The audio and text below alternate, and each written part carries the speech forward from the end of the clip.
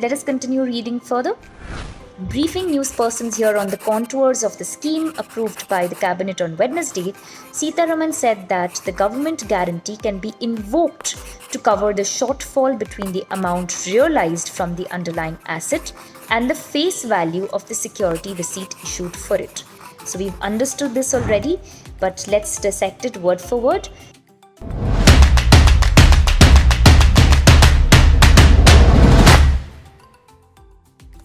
It says that briefing newspersons, so she was having a press conference, which is why she's speaking to the newspersons on the contours of the scheme, on the outlines of the scheme.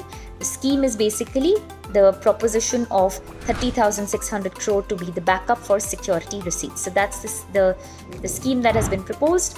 And when she was briefing them, and of course this has been approved by the cabinet on Wednesday, so she was briefing them, then she had gone on to explain that the government guarantee can be invoked. Invoked means called. So this government guarantee of 30,600 crore can be called to cover for any shortfall or any difference between the amount that has been realized from the underlying asset. Realized from the underlying asset means recovered from the underlying asset, and the face value of the security receipt issued for it. Face value means the value of the security receipt, the actual promised value of the security receipt that has been promised to the bank. That is basically going to be the amount that they were, meant to be paid. So if that is not the amount that is being recovered, and the amount that is being recovered or realized from that asset or from that loan is lesser than that, so that shortfall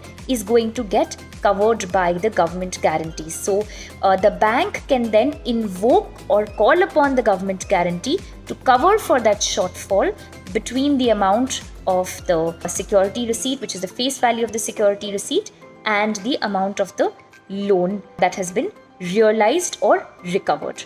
Okay, the amount of recovery that has been done. We've already understood this.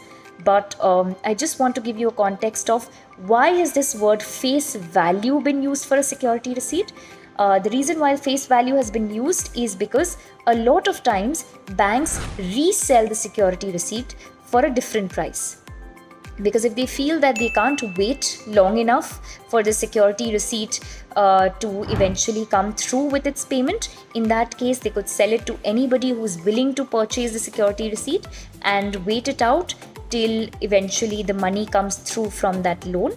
So in that case, the bank will sell the security receipt to them, and hence the price at which they sell it to somebody else, that could be different. So the face value is going to be the actual or the original value, and after that, whenever there is a resell, whenever the prices of that security receipt has been changed or revised, that will become another value that is going to be attached to the security receipt, and it will not be the face value. We will call that the market value, or the value at which it is being traded in the market of finances, and the value at which it is being shuffled around between people or organizations.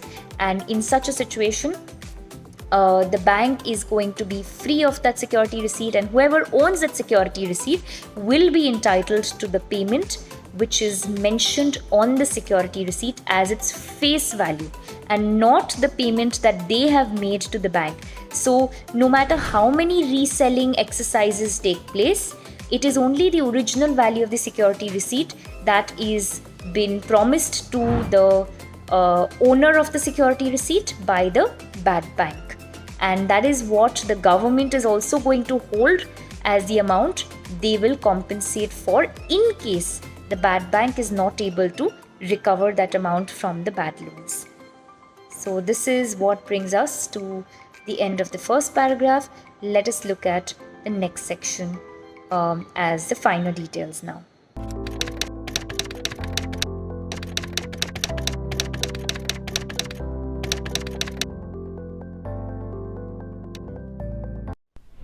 Do you read newspapers? We didn't think so either.